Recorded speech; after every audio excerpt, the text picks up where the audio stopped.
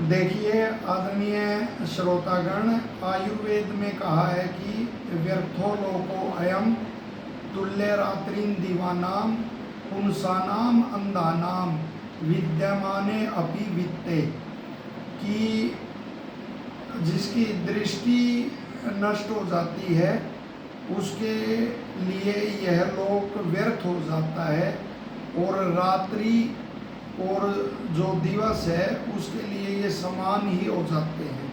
अतः नेत्रों का जो आँखों का रख रखाव है वह बहुत ही आवश्यक है। और जैसे कि आजकल वो नेत्रों का रोग चल रहा है, बहुत बड़ी संख्या इससे पीड़ित है।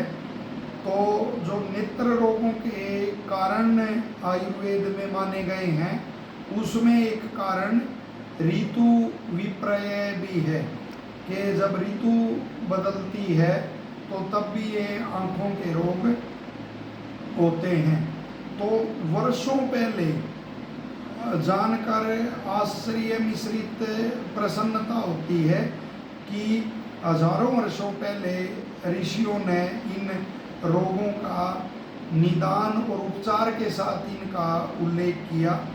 तो जो नेत्र अभिसंध रोग है, जो उसके अंतर्गत जो वर्तमान में यह रोग चल रहा है, इसका वर्णन है कि आँखों का बहना या आँखों का आना, जिसे आम बोलचाल की भाषा में कहते हैं, और यह 4 प्रकार का माना गया है आयुर्वेद में, वातज, पित्तज, कफज और रक्तज। और उनकी पहचान लिखी गई है कि वातज में जैसे सुई किसी ने चुभो दी हो, सूची वेदनवत पीड़ा होती है, और ऐसा लगता है जैसे आँख में कोई रेत डाल दिया गया हो, और रुक्षता आँखों में होती है। तो समझ लो वात प्रकोप है इस रोग के अंदर। और इसी तरह पित्तज के अंदर वो आंसू, जो आंसुओं की तरह जो द्रव निकलता है, तो वो बड़ा उसमें उष्ण होता है, गर्म होता है, और साथ में ऐसा लगता है जैसे आँखों से धुआं निकल रहा हो, और ऐसा प्रतीत होता है, इच्छा होती है कि शरीर को शीतल पदार्थों से शरीर को लेप दिया जाए, और शीतल द्रव्य खाने की ही इच्छा होती है। तो समझ लो आपका रोग पित्तज है। इसी तरह कफज में नेत्र भारी हो जाते हैं, और जो द्रव निकलता है वह शीतल होता है, और खुजली होती है। तो समझ लो कफज रोग है आपका। और रक्तज के भी उसमें आँखों से खून भी आ सकता है, और जो पित्तज के लक्षण हैं वही रक्तज के होते हैं। साथ ही ऋषियों ने आप जो सामान्य उपचार चले हुए हैं वो कर सकते हैं, और साथ में जो ऋषियों ने बताया है कि जो वातज वो होता है, देखो ये कितना पुराने वैद्यों ने कैसी कैसी वो तथ्यों पे प्रकाश डाला है कि वो पीले कपड़े उसमें डालने चाहिए, जो उसकी आभा होती है पीले रंग की, उससे भी उस रोग का वेग कम होने में वो बड़ी सहायता मिलती है। साथ ही जो जल और दूध है वो समान मात्रा में मिला के पाश्चोतन करना चाहिए। वो विधि ऐसे होती है कि जहाँ ये आँख की और नेत्र की संधि होती है, उसके ऊपर किसी वो रुई से, कॉटन से या ड्रापर आदि से 8-10 बूंदे टपकानी चाहिए। इसको आश्चोतन विधि लिखते हैं। और साथ में जो पित्तज है उसमें लिखा हुआ है कि आँखों पर कोई ऐसे बढ़िया कोई सूती कपड़ा रखकर, और उसमें सिंगाड़ा और जो कमल का चूर्ण होता है उसमें घृत मिला के उस पट्टी पे लेप कर देना चाहिए। ये कनिष्ठ लगता है तो क्षीरी वृक्ष जो होते हैं जैसे पीपल, बड़गुलर आदि, तो उनका जो कवात करके और उससे आँखों का परिसेचन करना चाहिए।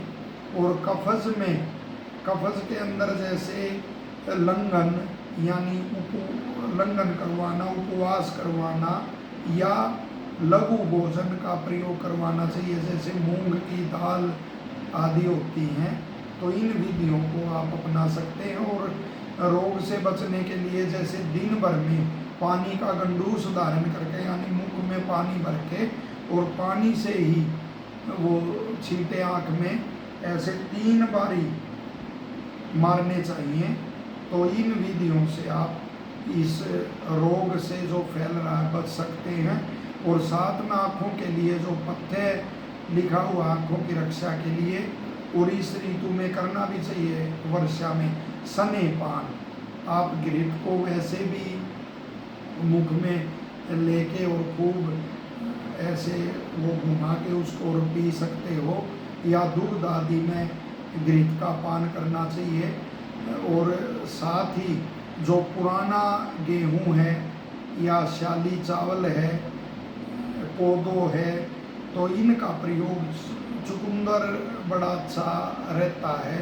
साथ में जैसे बताया मूंग की दाल का सेवन है, त्रिफला है, मुनक्का है, मिश्री है और अनार है।